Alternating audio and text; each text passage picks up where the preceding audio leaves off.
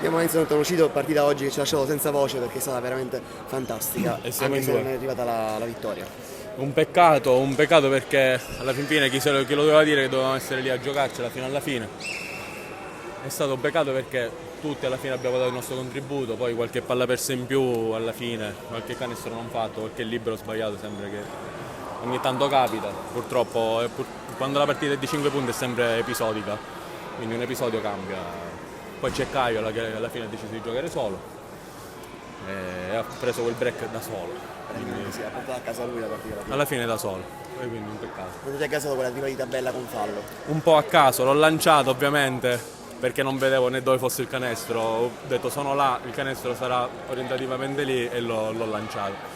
Poi entra, poi quando ero solo l'ho sbagliato per qualche altra entrata, poi sempre lì siamo un po', anche come dicevo prima, gli episodi potevano aiutare, purtroppo qualche episodio in più per loro li ha portati alla vittoria. Mentre commentavamo che avete lanciato un segnale alle altre squadre che sono in corsa per i playoff con voi, probabilmente con questa partita. Allora, sì, noi siamo una squadra come ogni anno il Gravina, se giochiamo insieme, se giochiamo di cuore, ce la possiamo giocare con tutti. Basta un attimo che perdiamo la concentrazione, l'ultima della classe ci può dare 20 punti. È stato sempre così e sempre sarà.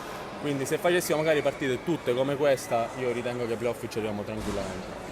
Quindi sta a noi mantenere questo livello alto di concentrazione. Tu riuscirai a essere un pochino più costante con le partite questa nell'ultima parte del campionato? Purtroppo non il lavoro, dipende sì, non lo solo so, da lo me, so. dipende da tante cose in base ai turni, ma anche gli allenamenti, non solo le partite. Certo, chiaro. Se riuscissi ad allenarmi un tot di volte a settimana sarebbe bello, ma non sempre è possibile purtroppo. Quindi io spero io faccio salti mortali per passione e per i ragazzi che sia un gruppo fantastico dove i nuovi innesti sono integrati al massimo. Vi faccio un plauso a loro e anche a noi perché vuol dire che l'abbiamo integrati bene. Esattamente. E ovviamente a Peppe e a Fabio che fanno un lavorone, Davide Cavazzo e tutti quanti. Quindi speriamo bene per le prossime partite. Grazie mille Enzo Grazie a te. e a presto.